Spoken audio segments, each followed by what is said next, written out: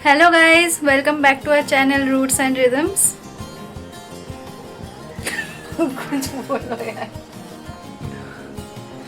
Welcome back কাফি time বাদ। অনেক দিন হয়ে গেছে, আসলে দুজনের শরীর খারাপ ছিল না, একটু কাজে ব্যস্ত হয়ে পড়েছিলাম, ব্লগ শ্যুট করতে পারিনি। তো আজকে একটা স্পেশাল জায়গায় যাচ্ছি, সেটা আপনারা দেখতেই পারবেন। চলুন দেখি।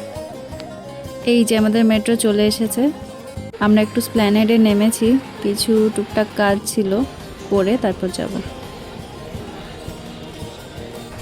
স্প্ল্যানেডে যে কাজ ছিল সেটা তো হলো না, ওই জন্য আর মেট্রো না করে বাসে উঠে পড়লাম। আপনারা তো বুঝতেই পেরে গেছেন কোথায় এসেছি। হ্যাঁ, এটাই সেই বিখ্যাত ধনঠনিয়া কালীবাড়ির মন্দির। और ये भाई साहब को भला फेमस होने से कौन रोक सकता है। এরপর পাশের দোকান থেকেই আমরা প্রসাদ নিয়ে নিলাম।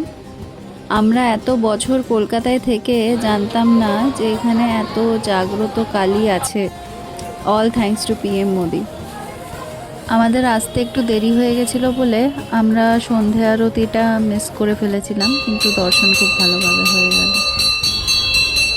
আমরা এসেছিলাম দর্শন করতে ধনঠনিয়া কালীবাড়ি, ফিরছি এখন। আসাটা একটু বেশি হেক্টিক হয়ে গেল, মাঝখানে নেমেছিলাম, কাজ ছিল স্প্ল্যানেডে, কিন্তু হলো না কাজটা।